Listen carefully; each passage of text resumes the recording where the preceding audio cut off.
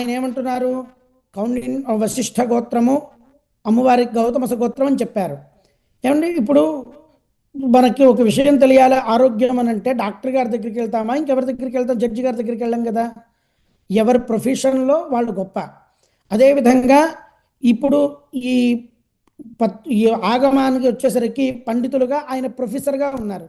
ఆయనంత పండితుడిని మనం ఇంకెవరిని కనిపెట్టలేం కదా పాంచరాత్రాగమంలో. అటువంటి ఆయనే పాంచరాత్రాగమ ప్రకారంగా వశిష్ఠ గోత్రం అని చెప్తున్నారు. తర్వాత ఈ భద్రాచల క్షేత్రంలో నేను ఇందాక చెప్పాలనుకున్న విషయం ఏమిటంటే, ముఖ్యంగా చిన్నజీర స్వామి వారు ముచ్చింతలలో ఆయన పీఠం పెట్టుకున్నాడు.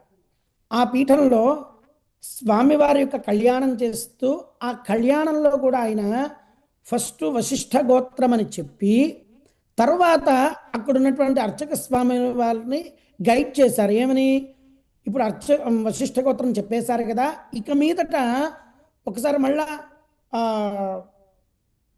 రామనారాయణుడికి సంబంధించిన గోత్రనామాలు చెప్పండి, అమ్మవారికి సౌభాగ్య గోత్రం అని చెప్పండి అని చెప్పాడు ఆయన. నేను మీకు ఆ వీడియో పంపిస్తాను. అంటే ఆయన నా ఉద్దేశం ఏమిటంటే, ఇప్పుడు భద్రుడు కోరాడు అని చెప్పి ఆయన శంఖ చక్రాలు ధరించి వచ్చాడని అంటున్నారు. ముచ్చింతల్లో కూడా భద్రుడే కోరాడా అండి? నేను అడుగుతున్నది అది. ముచ్చింతల్లో కూడా భద్రుడే వచ్చి కోరాడా? అసలు ముచ్చింతలకి రామనారాయణుడికి ఏం సంబంధం అండి?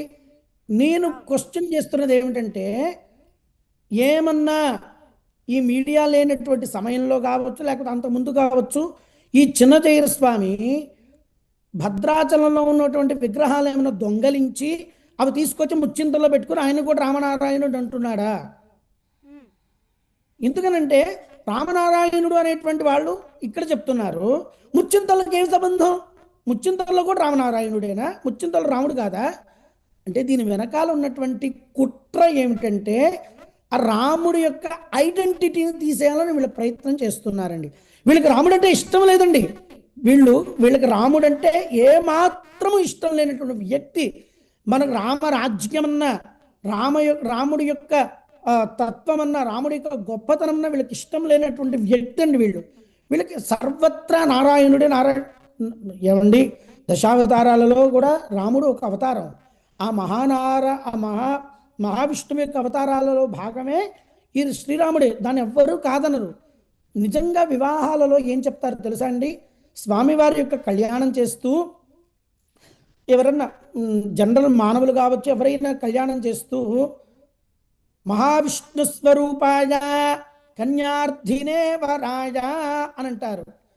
ఏదైనా ఒక స్త్రీమూర్తిని అంటే వధువుని సంబోధన చేస్తూ మహాలక్ష్మీ స్వరూపిణే వరార్థినే వరాయ అన్నట్టు కూడా చెప్తారండి.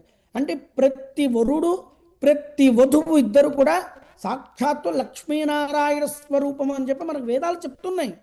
అంత మాత్రం చేత రామనారాయణుడిని సీతామహాలక్ష్మి అని చెప్పాలని అక్కడైతే శాస్త్రం లేదండి.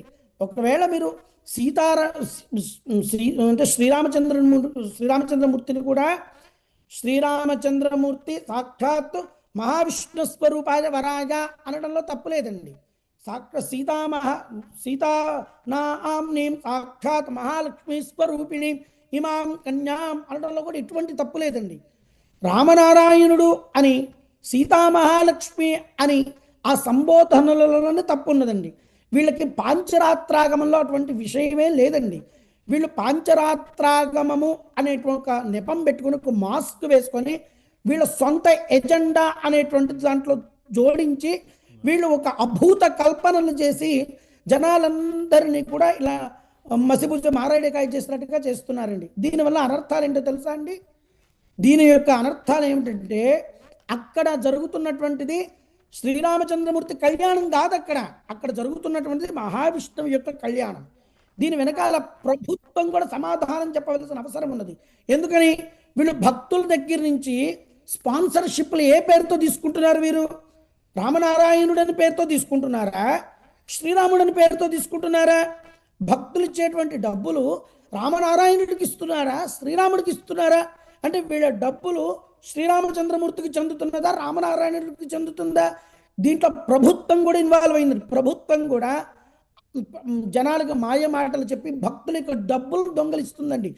దీంట్లో ప్రభుత్వం వీళ్ళు అర్చకులు ఎంత ఇంపార్టెంట్, ప్రభుత్వం కూడా అంతే తప్పు చేస్తుందండి. ప్రభుత్వానికి అన్నీ తెలుసు, ఎందుకంటే ఇంతమంది పండితులు కలిసి అయ్యా మీరు తప్పు చేస్తున్నారు అని చెప్తున్నప్పుడు ఎక్కడ తప్పు జరుగుతుంది అని చెప్పి గ్రహించుకోవాలి కదండి. ఆ? అటువంటి గ్రహించకుండా ఒక నిమిషం అండి. లలితకృష్ణ శర్మ గారు ఒక నిమిషం. అదేవిధంగా జూమ్ లైవ్లో మనకి స్వామి శ్రీనివాసానంద సరస్వతి గారు కూడా మనకి జూమ్లో ఉన్నారు. వారిని కూడా మనం ఒక్కసారి ఇంట్రడ్యూస్